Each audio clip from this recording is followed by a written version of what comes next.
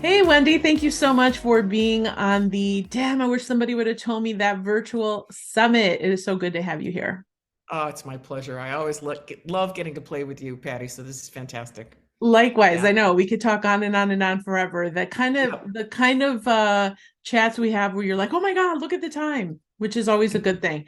Yes. Okay, so for the viewers, I would love for you to share a little bit about you, your zone of genius, and why you think your work matters in the world. Oh, thank you. My zone of genius is helping people follow through, and I teach sneaky brain hacks to help people triple their follow through without having to white knuckle it, right? So a whole bunch of things happen. They not only predictably make a ton more money, Mm, but there's this feeling inside that the shame drops away, which is kind of my biggest thing in life. The guilt drops away once they get a little bit of information that they've been missing that we should have gotten in our eighth grade science class. There's such a sense of relief on the inside. And then when people can take care of themselves and make more money and do all the things they want to do, and disabuse them of all the stuff that's been in the way, all these silly beliefs that I think our teachers taught us and our parents taught us, and they were really well intentioned, but they weren't well informed. I'm here to kind of clear all that up for mm-hmm. people. If we only would have had this in eighth grade, instead we got the Pythagorean theorem and Yes.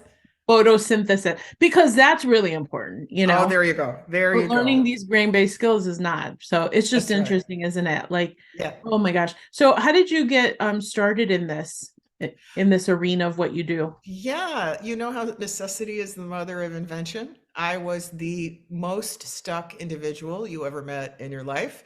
I came from a very violent and abusive upbringing with mentally ill parents, as Mhm. so many people have. And I was stuck. I was profoundly stuck. I had complex PTSD, shame. I procrastinated on everything. I had internal feelings of dread, but I was born with a lot of drive and a lot of ambition. And so those things were at war all the Yeah. time. And I studied everywhere and I couldn't get to the root. So I remember being a little girl, like about 4 years old, thinking if I ever grow up and get out of this place, I am going to discover what allows people to thrive and be happy. And once I get the information, I'm going to share it with anybody that'll listen. And so that's kind of what happened. I went on a quest. I went all over the world and I studied many, many psychological models and brain science models. That's really my area of expertise to figure out how to heal my own damn self, and be able Mhm. to follow through. And I ended up realizing I was a pretty good cherry picker. So I studied a jillion things, most of which did not work. But there Mhm. were little bits of little pieces that did work, and I would cherry pick the parts Mhm. that helped me and put them together in a new recipe. So I came up with this procrastination and overwhelm cure, right? That I needed to do to get out of my own way and then help people follow through. And that's really how it was born. And then that's how come I've been able to, it's been 20 years, it helped these people all over the world on 6 continents. I Yeah. love it. Thousands of people, and with the work that you do is so important. I honestly, it's so fascinating how the trauma and the setbacks and all those things lead us to what we're doing now, because I always marvel when somebody says to me, "You're such a good speaker." I'm like, "Oh, if you would have known how long it's taken me to get here." Because agree, I had trauma too, and it was PTSD, and I developed a horrible stutter. Horrible, like horrible, Oh, debilitating. And it was like through some, and I had tried everything for so long. And it wasn't until I was like 32 that I finally found this really quirky, it was like an NLP modality thing that helped me. And yeah, I still situationally stutter, but I don't make it mean anything like it used to. And it's just so fascinating how the brain can be your biggest prisoner or your yes. biggest like platform for you to be just exponentially awesome, if that's even a term. So I so admire the kind of work that you do because it's so important and everyone has their own thing, their own hurdle to overcome. So just a Yes. little segue Thank you there. for that. I never knew about the stuttering because we've Yeah. had lots of conversations at length. And so, See, you didn't know. see, I Oh, didn't know. Wendy, Snap, go on with your bad seriously, self. Yeah. couldn't say words with P, D, T. I couldn't say my name. It was like a walking thesaurus, avoiding situations. And when you said your PTSD, I thought about wow, I always felt like a giant in chains. Like you Oh yeah. know your work, you know you have it in there to do more, be more, but somehow you can't figure out like how do I unlock the chains? So I always equate the work that you do, this healing work is so cool. It's like if I could just show you how to That's unlock, it. that's it. Like you're literally break free and it's so powerful. So I'm like huge because I trust me, I had tried everything else and it wasn't until I focused on the brain-based stuff, the thing that like just switched it for me. And it's not like that. You do have to do the work, but it's just incredible. Anyway, I'm a big fan. I'm a big fan. Um, Thank you. yeah. I'm with you. It's 1,000%. It's all correctable. I'm like the walking, talking person. I beat every actuarial table, and I had to make it up, right? I scoured the planet and pulled from 23 different models. So, I do. I mean, there's different ways that I work with people, right? But you and I are the same, Patty. We want to work with the people that have that inner drive, that really want to Yes. contribute something to the Most world, right? definitely. Those are the people. And I'm just here to be the little flag bearer to say, whatever it is you want to do, if that intrinsic desire is for real for you, it's anything in your way is fixable, 1,000% fixable. And I've been the kind of the queen of gathering the information house. So Mhm. I'm with you with that, Yeah. Patty. Right? Yeah. So true. So true. Yeah. Okay, so let's transition over to the three damn wish somebody would have told me that tips. The reason is Yeah. because how many times have you in your entrepreneurial journey? It is not for the faint of heart. We know that you have to be incredibly tenacious, have perseverance, courage, all the things. But within Mhm. that, there's always those situations be like, oh my God, that would have saved me time or money if somebody would have told me that. So there are three tips that you're going to share today. What is your first tip in no particular order? Okay. Well, the first one is it blew my mind when I discovered that procrastination and overwhelm weren't my fault. And it's not anybody's fault here. So any place you have any lingering stuff in your head where you feel like, oh my God, I don't follow through, it means something about my character. It means I'm lazy, or it means I'm not motivated enough, or it means I don't have enough willpower. No, no, no, no. Humans are designed to put things off. It has so much to do with your brain circuitry and the way it's paired with your nervous system, and the fact that none of us ever got the operating system to know the simple ways to make it work. The truth is that we're 21st century humans running around with caveman era brain Yeah, circuitry, yeah. right?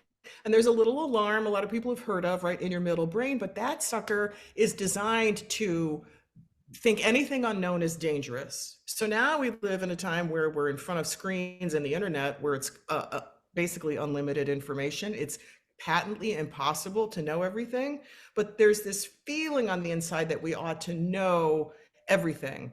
But since the alarm thinks anything that's unknown is dangerous, it sends a chemical cascade down that creates all the dread. It creates this lump in the pit of your stomach. It creates shoulders like tight like this, or a feeling of a bowling ball down in the pit there.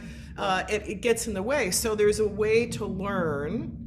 It's just not your fault. And most people that procrastinate, which is most people, Mhm, think that they're the only one, and so there's secret shame about it. mhm. No, as soon as almost everybody procrastinates, and the people that you think don't, they do, they just do it in areas that you can't see. Like they have dread around how to communicate well in their relationships or with their kids. Maybe they're okay with going for money. So part of that has to do with values. Part of it has to do with occasionally there's a little brain difference. But just knowing, if you got it in your bones that procrastination and overwhelm just are dang not your fault, so much falls away. That plus knowing how to fix it, right? Which is very Yes. fixable. But that's tip number one. It ain't your fault. They meant well when they told you you were lazy. This is Mm. not it. Mhm. Mm-hmm. Mm-hmm. Okay. Mm-hmm. What about tip number Okay. two? Okay. Tip number two is willpower is not the answer. So most of us, first of all, I guess the question would be, do you believe in your heart of hearts that if you again had good character, you ought to be able to harness unlimited amounts of willpower? Most of us think this, Yeah. right? Like, well, if I'm a good person, it's unlimited and that means there's something wrong with me. Again, no. The scientists have figured this out. So, willpower energy is a particular top brain energy, like knitted brow, focused, determined, like this, which is not your engine. Your big engine is unconscious, right? Where it's all behind you and you have momentum and it's easier and like you want to be tapping this. You can get some stuff done here, but there's a finite amount every single day. The Mm, metaphor I like to use, yeah, it's like a bucket. So I even brought a little prop, which is probably too big for this screen. This is like planter thing, but pretend this is a bucket with a pail with it, right? yeah. You get a metaphoric bucket full every day. And the deal is the bucket changes size. It's based on how much self-care you did, how much sleep you've had, what stress you've been under. So everybody has a different size of bucket every day. And that means access to this very focused kind of mental calculating. But it's leaking out every day. Basically, everybody's bucket has leaks. Most of us are walking around with a very, very leaky bucket full of holes. We get up in the morning. So this is how you get up in the morning and you think, oh my God, you feel fresh. You're like, okay, here's my long to-do list and I'm gonna get it all done today. And Mhm. then by 4 in the afternoon, after you've watched your kids, ahead to attend to all these different things that required your focus and attention, you've leaked every damn bit out of your bucket, Yes. right? Makes So sense. now you have this little bit of time and it's 4 p.m. and you have time for you before the kids come home or whatever, right? And you got no juice left. Not your fault. It's because this is not unlimited. So, but even bigger than that, willpower isn't even the big game changer. You want to learn how to get in life not tripping that alarm in. My thing that I teach people is how to get sneaky and get underneath the tripwire without kicking that thing so you don't have the chemicals. So then you don't have to use willpower to get your stuff done. And then when you're going through life and you're going for what you want without kicking in that freeze or flight reaction, oh Yeah. my God, then the world is your oyster. Then all of a sudden you get stuff done and you're using a tiny fraction of what you were using before in terms of effort or attention to just be going for what you want, like after what you really desire. So I that's love sort of it. tip number 2. Ooh, that's so powerful. Okay, what about your third and last? Damn, I wish somebody would have told me that tip. Yeah, damn, this is a really counterintuitive thing. Silliness Mhm. offsets dread. The Mm, energy of silliness. So it's completely counterintuitive. It's not going to make sense to your top brain, your logical mind at all, but silliness helps. So I brought another prop, which is the easy button, which is my very favorite prop in life. And the reason, just in case there's anybody like in Europe who hasn't heard this, or that was easy. So the reason this is so powerful, when you're feeling when the alarm's been tripped and you're already feeling all the dread chemicals and you feel like you're going to die and you can't make yourself do anything, that's chemistry. It's biochemicals coursing through your system. Silliness, turns out, if you can do something wacky and silly, like the Snoopy dance to some music or something like play with the easy button, it sends new chemicals down that actually offset the dread chemicals. So if you ever had a chemistry class and you mixed an acid and an alkaline together and they neutralized each other, yeah. that's what this does.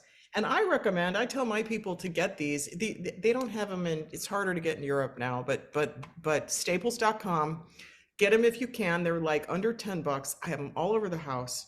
So because this is an anchor, right? It lights up all the parts of your brain. It's visual because it's red, it's Yeah. kinesthetic because you push it, and it's auditory. You hear the silly man's voice, plus it's silly. So Yeah. it's the best toy that I know to help quickly offset your brain chemistry when you're dreading or you're feeling overwhelmed. I And just love that. so silly. Yeah. I I love it. had I have a tiny story. I had a client from Belgium who came and he was very kind of straight-laced and corporate-y and didn't want to do anything silly. Mhm. And Mhm. he had so much shame about not following through.